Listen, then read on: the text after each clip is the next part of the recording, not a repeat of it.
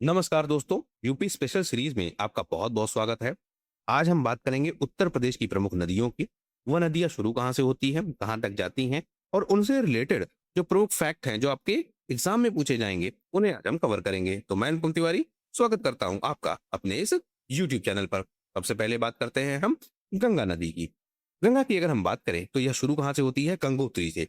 उत्तर प्रदेश में कहाँ से प्रवेश करती है यह भी पूछा जाता है, तो बिजनौर जिले से। यह भारत की और उत्तर प्रदेश की सबसे लंबी क्या है? नदी है। उत्तर प्रदेश में लगभग 1450 किलोमीटर यह बहती है। अगली बात करें हम यमुना नदी की। कहां से निकलती है? जमुनोत्री से। उत्तर प्रदेश में कहां से प्रवेश करती है? सहारनपुर से। यह गंगा की क्या है? सबसे बड़ी सहायक नदी। अगली बात करें घाघरा या फिर सरयू नदी की।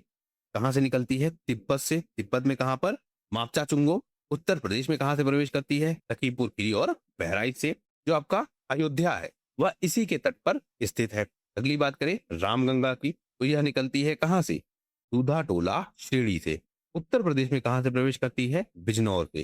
तो बिजनौर से गंगा भी आती है, बिजनौर से ही क्या आती है?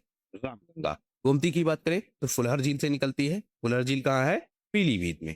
केन की बात करें तो कैमूर पहाड़ियों से निकलती है। बांदा से प्रवेश करती है उत्तर प्रदेश में। गोमती क्योंकि उत्तर प्रदेश से ही है, मतलब पीलीभीत से शुरू होती है तो उत्तर प्रदेश में ही यह शुरू ही होती है। बेतवा की बात करें तो विंध्य श्रेणी से निकलती है और ललितपुर से उत्तर प्रदेश में प्रवेश करती है, मतलब मध्य प्रदेश से निकलती है विंध्य क्षेत्र से और उत्तर प्रदेश में ललितपुर से प्रवेश करती है। प्रयागराज की बात करें अगर हम तो गंगा यमुना और सरस्वती इनका संगम है, कुंभ लगता है यहाँ पर। कन्नौज की बात करें तो गंगा और रामगंगा का संगम है। दोनों कहाँ से प्रवेश करती हैं? बिजनौर से। गाजीपुर की बात करें तो यहाँ पर गंगा और गोमती का संगम है। हमीरपुर की बात करें तो यमुना और बेतवा का संगम है। बांदा की बात करें तो यहाँ पर यमुना और केन का संगम है। तो यह फेमस क्या है?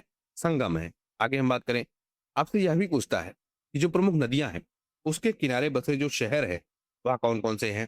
तो गंगा की अगर हम बात करें, कानपुर, वाराणसी, प्रयागराज, कन्नौज, गाजीपुर और गढ़मुक्तेश्वर।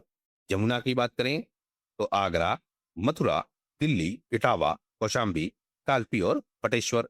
गोमती की बात करें लखनऊ, जौनपुर और सुल्तानपुर। सरयू नदी की बात करें तो अयोध्या और कोला, गोकर्णनाथ।